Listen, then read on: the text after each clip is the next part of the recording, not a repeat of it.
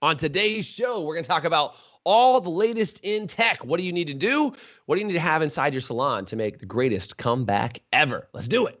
Salon owners are some of the most amazing people on planet Earth. The only problem is sometimes their hearts are so big and they give so much of themselves to their staff and guests that it creates unintended consequences. Our goal is to change the industry by elevating the way the rest of the world sees salons, spas, and barbershops and give it the credibility that it truly deserves. This is the Salon Owner Evo Revo Show.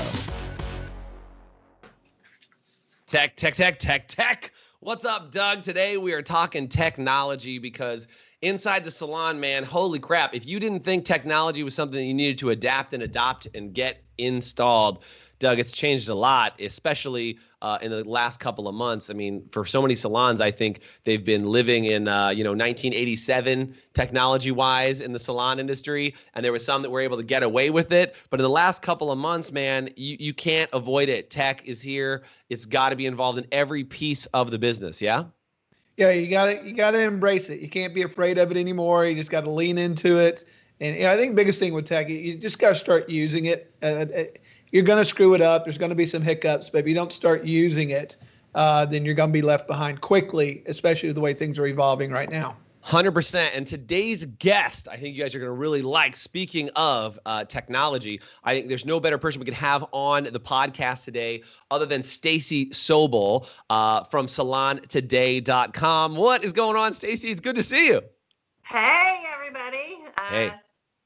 Just still sheltering in place at home and working from home. So yeah, I love it. Well, I appreciate you here. And again, talking about sheltering in place and doing your thing, that through the magic of technology, we get to interview you even from your home. So thank you for coming to us. Again, if you guys don't know, salontoday.com, Salon Today magazine, the Salon 200 data-driven salon event that you guys run. There's just a few million things that you guys do over there at salontoday.com. Yeah. We have our hands in lots of activities 24/7. Yeah, you guys, and again, you guys, being a magazine and then an online presence and then having all of these live events. I mean, I'm sure you guys have had to pivot with your technology as things go forward. And again, doing more things like, podcast interviews and things like that. What are some of the big changes you're seeing, Stacy, in the tech space for salons? Because I think you even, you've talked about this, and for Salon Today, for Salon 200, I'm sure that's going to be a lot of the people who are on that list are people who've made some tech pivots. Yeah, well, we actually just went to press this morning with a special issue all about technology in the salon. And the focus is really the new technology that some of our tech manufacturers are in the beauty space rolled out while we were in quarantine. Yeah. So that salons could better adapt to this new client experience and, all the regulations that they have to have now with social distancing. And so all these little tech features are helping them accommodate that, give a better service, continue to up the experience. Yeah, and by the way, if you guys are, those of you that are watching this live right now with me, do me a favor and comment live in the comment section because I want to know that you're here with me live. And then what I'd like to know is what is the tech that has really saved your bacon more than anything else during this process? Like, what's the tech? Has it been like a curbside check-in? Has it been like a touchless checkout experience? Is there a piece of tech? Yeah, e-com, that's a great point, right? We had a lot of people who were doing like root rescue kits, and they were selling that online. We brought in a tech expert into the High Performance Salon Academy to train people on how to do that. What are the things that you guys are using in your salon that have saved your, I said bacon, I'm going to say butt this time, that have saved your butt inside the salon and really helped you add some revenue? Stacy, what are some of the big things? Like, can I get a sneak preview of what's coming out in the new magazine? Like, what are some of the pieces? Yeah, can I get some of the things we cover are e-commerce. So how people brought that on while they were closed when they couldn't do services. Yeah. Whether they did something like Salon Interactive where the products got shipped from the distributor, or they were bringing in some team members, employing a few team members during the shutdown to package up boxes and send them out to people. Yeah. So a lot of salons launched e-commerce sites, and a lot of these tech manufacturers made it very simple for them to do so and get them up and running in a day or two. Yeah, and so e-commerce really helped deal. people bring some sales in when they couldn't do services. Yeah, 100%. E-com was a big one. What else are you seeing, Stacy? So then before they opened, we saw a lot of people doing virtual consultations. Yeah. That helped, kind of figure out what people had done to their hair while they were in quarantine, whether they took color into their own hands or that they just had really long roots. And so then the stylist was best prepared. If they did that consultation, it saved time in the chair, because when you came back to the salon, you were limited to how many people you could have, depending on the state, limited how many people you could have or how many chairs you could have open because of social distancing. So you wanted to make every minute of that chair productive. So you could shift the consultation to virtual the day before, the evening before, the morning of.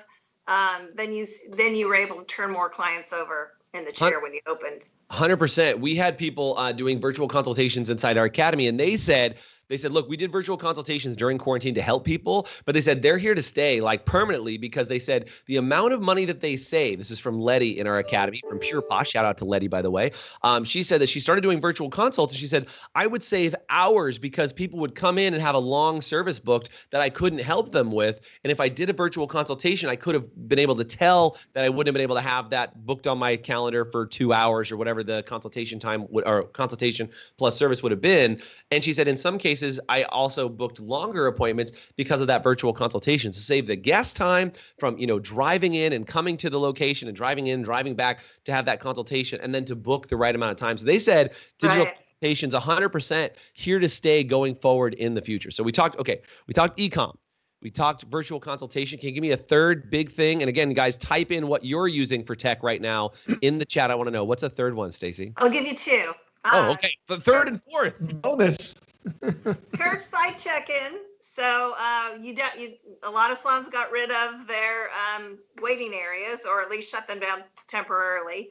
So people are driving to the parking lot, and there are apps now that will recognize. You can draw the perimeter geographically around your salon, like a geofence. So that you know when that client, if they've downloaded your app, you know when that client has hit that perimeter. Wow. And then you can text them and say, please wait in your car.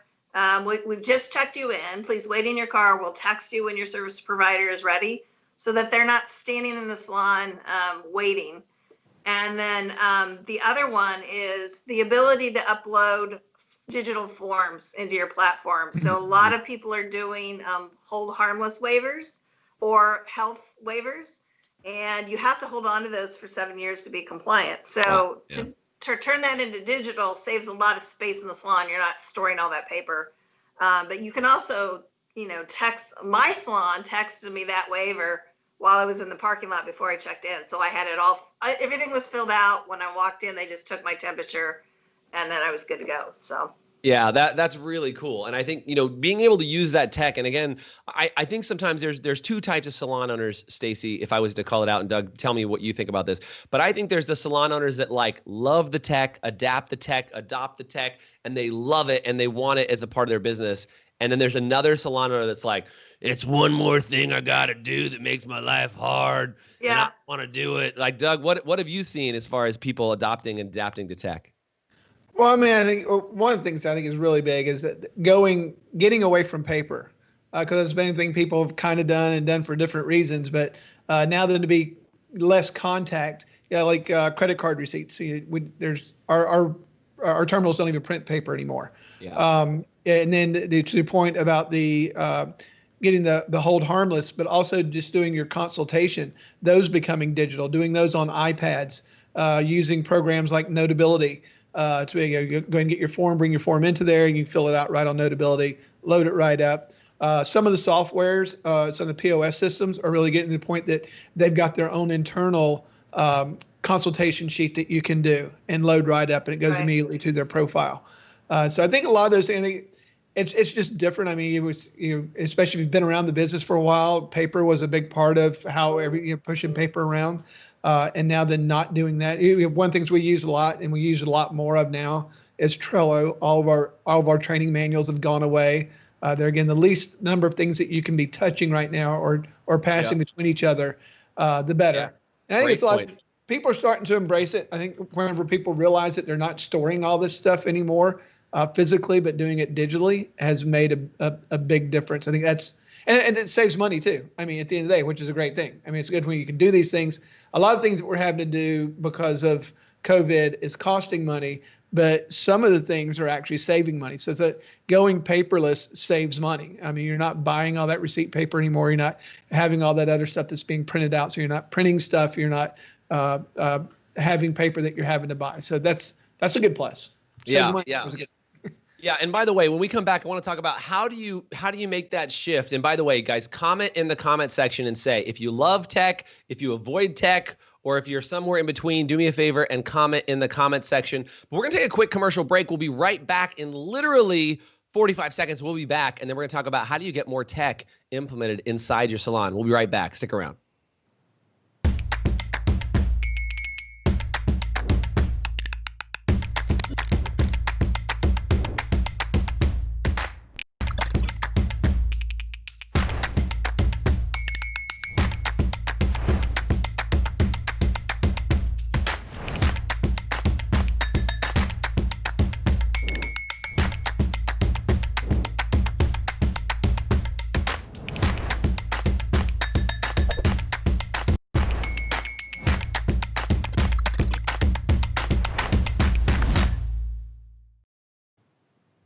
So speaking of tech, I kind of snuck in a really big announcement, which was we have our brand new Salon Owner TV app. Speaking of technology and getting things implemented, and Stacy, I want to hear from you, and Doug, I want to hear from you too on this. Is like, knowing that so many people, to your point about being contactless or can't bring in experts into the salon anymore, the amount of digital education people are consuming is through the roof. And there's a lot of place out there to go get digital education as a stylist, but not a lot of place to go get digital education as a salon owner. And if you want help as a salon owner, check out our all new Salon Owner TV app, which is available for iPhone and Android, and coming soon to Roku and Apple TV. Really incredible platform. If you're interested in Salon Owner TV, do me a favor, just comment in the comment section with Salon Owner TV, and we'll send you all the details. You can check it out, or just go to Salon Owner TV. But Stacy, what are some other things? How have you seen salons that are doing this well and implementing it inside their salons? What are some of the things that you've seen that have helped them implement it quicker, faster, better, and take technology to the area it deserves with these people? We're really having a good relationship with your POS provider, because a lot of them implemented these things automatically. So it was just learning how to use them and getting the updates. But then when you're talking about going paperless, it's also cashless. So we're seeing a lot of people go cashless, whether they're doing the chairside checkout where the stylist can put in any upgrades on the service, or, talk to them about retail and then add the products there.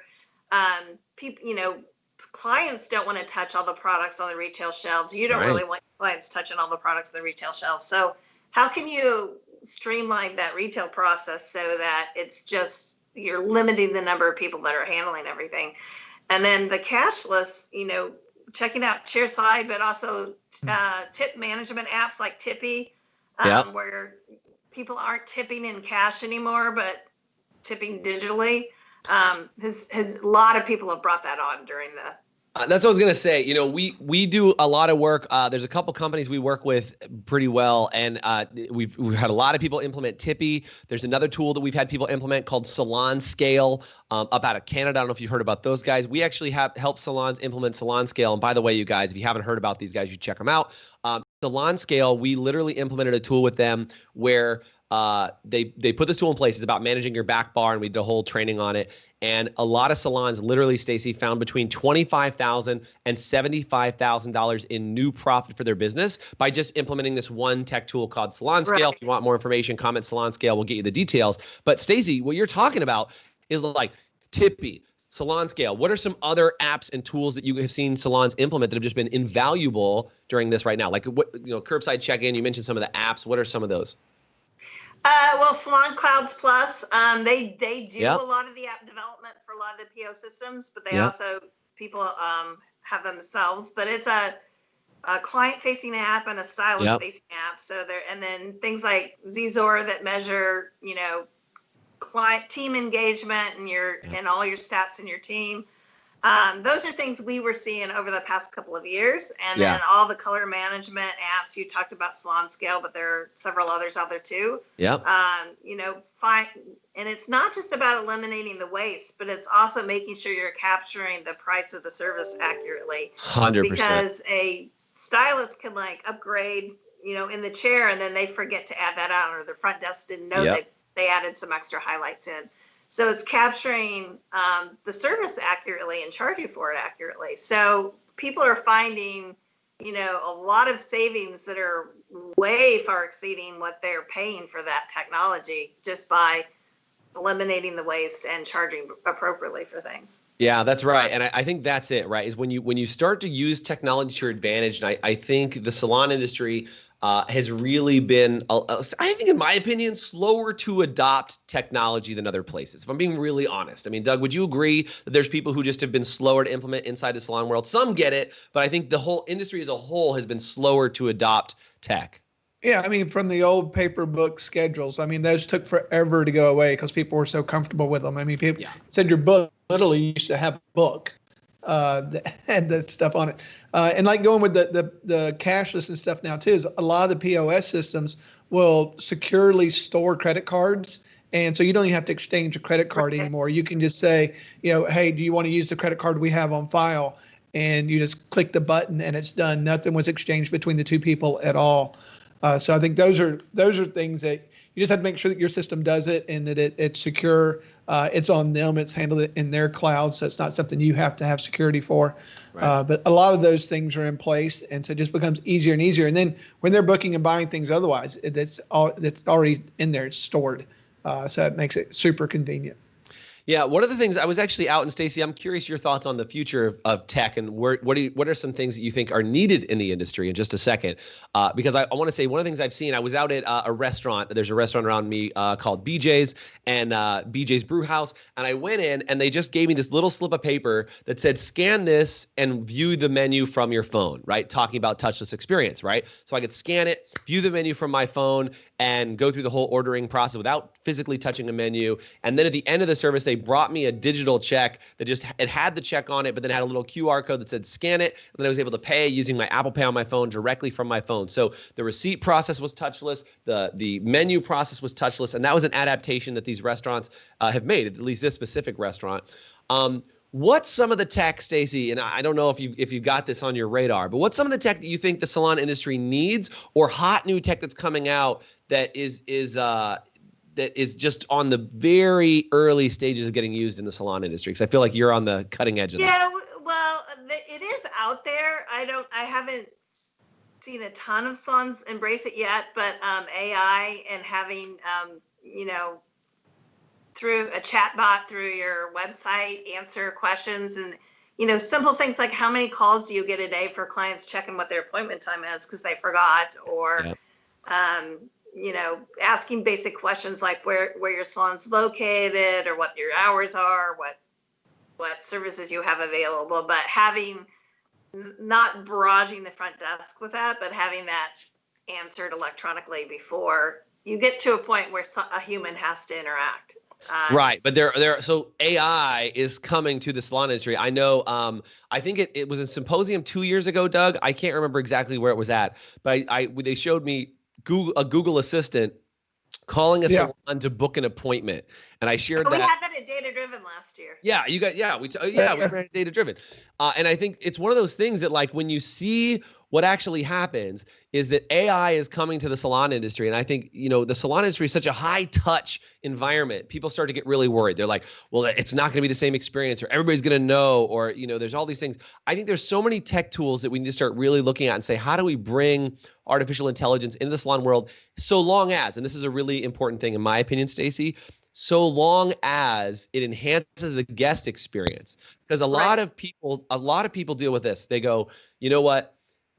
It's better for me, so I'm going to implement it. Look, it's got to be better for you and better for the guests. But more importantly, does it make the guest experience better? And then is it good for you? You have to look at it that way with any tool that you implement, whether it's AI or any other thing that you've got going on. And I think that's such a huge thing to make sure that you've got your client's best interest at heart. Otherwise, they're not going to want to adopt or adapt to that tech. Your client's not, and therefore it's not going to help the salon.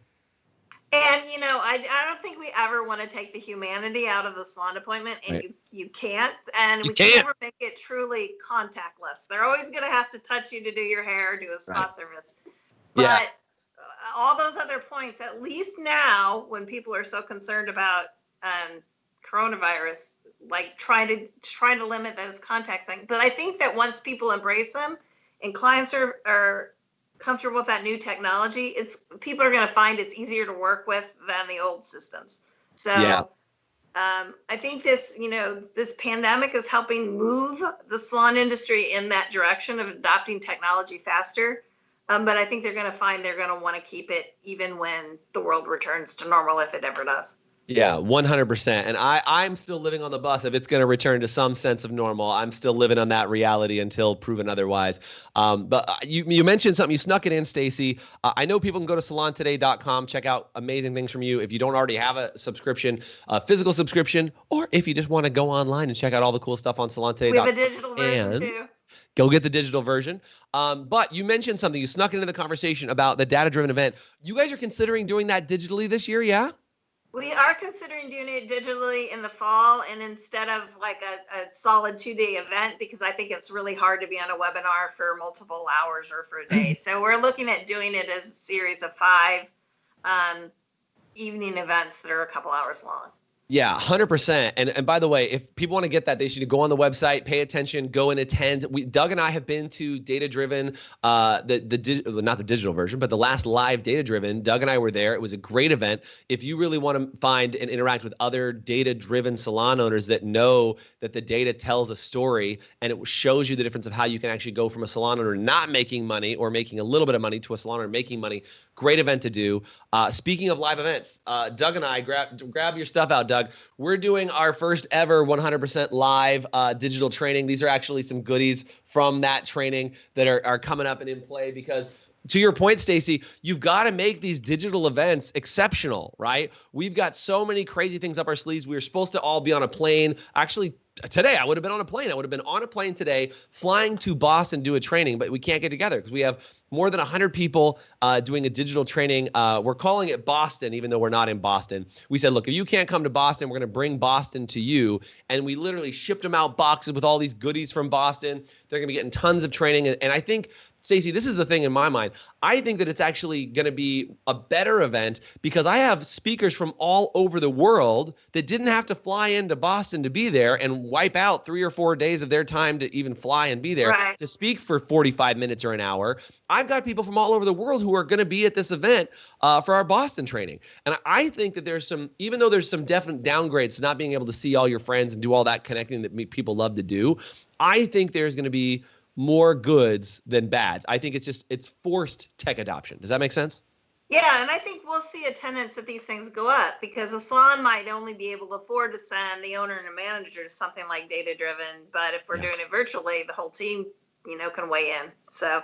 Yeah, 2,000%. I agree with you, Stacey, completely. By the way, if you want to find out about coming to one of our next digital trainings and be able to attend, do me a favor and say digital down in the comment section. We'll make sure that we get you that information. Stacey, anything you want to say about digital and tech and where we're headed, provided we go back to some sense of normal, to your point, where we're headed? Anything else you want to say about where we're at from a tech standpoint today before we wrap? I think we've touched on a lot of it. I do want to throw out there that around the office, they call me the contest queen because we have the Salon Today 200 and Stamp, which is a marketing competition, and Salons of the Year, which is a salon decor competition. And we've taken those and, they used to be paper applications. They're all digital now. Yeah.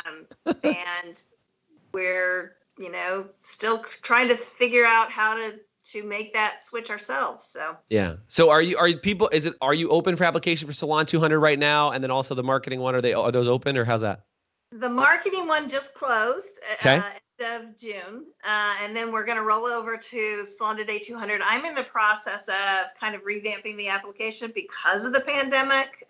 We want to kind of address, and Salon Today 200, actually, this next one will be measuring the year 2019, so sales between 2018 and 2019. But I still think that we need to address what's happening right now. So we're looking at adding some questions in about survival and trying to harness some of those great ideas that salon owners had to keep their businesses going during the pandemic and getting them back on their feet now. 100%, 100%. And Stacey, I think that you just nailed it, is that more people have had great ideas during this pandemic than probably the last 5 or 10 years inside the salon industry. It's happening way faster than it was ever before because it's required. And if you got some great ideas out of today's podcast, do me a favor and say great ideas. Stacey, I know this was valuable for me to talk with you. I really appreciate you coming on, being a part of the podcast and sharing with us some of the tech that is happening inside the industry. You guys, thank you so much for joining us on the podcast. I can't wait to have you guys on another podcast soon. Stacey, I hope you'll join us another time in the not too distant future. Absolutely. All right. Have a great day. Thanks, guys. See you later. Later. Thanks for listening to the Evo Revo podcast. If you liked today's episode, please subscribe, leave us a review, and you can always get more information, including show notes and the video episodes at evorevopodcast.com.